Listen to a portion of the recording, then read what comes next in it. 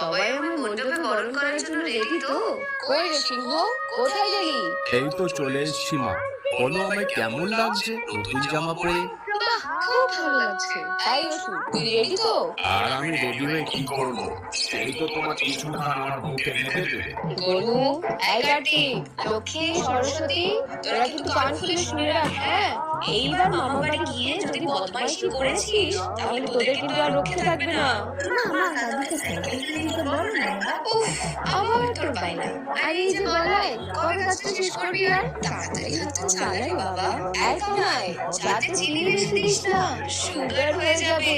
আর কানু, আলুটা মাখার আগে ওই হাত দুখানা দিয়েছিস? ও বাবা, হয়েছে হয়েছে। আর তো ফটো তুলতে হবে না মা, প্যান্ডেলের জন্য কিছু তো বাঁচিয়ে রাখ। অষ্টমী শাস্ত্র তোরা এখনই সেজে ফেলবি।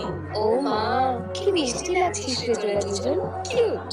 এই, আরে ধুনুচিটা ঠিক করে ধর, আরে হাতটা পড়ে যাবে তো। এই বাবাই, এই ছিলের মতো ওটা কি হয়েছিস রে? ওয়াও, কি সুন্দর লাগছে আমার শহরটাকে। আর এই যে খোকা, ওভাবে কাকে করছিস? তাহলে চলি, আমি রওনা দিলাম প্যান্ডেলে নিয়ে। আর তোদের সবার পুজো খুব ভালো কাটুক।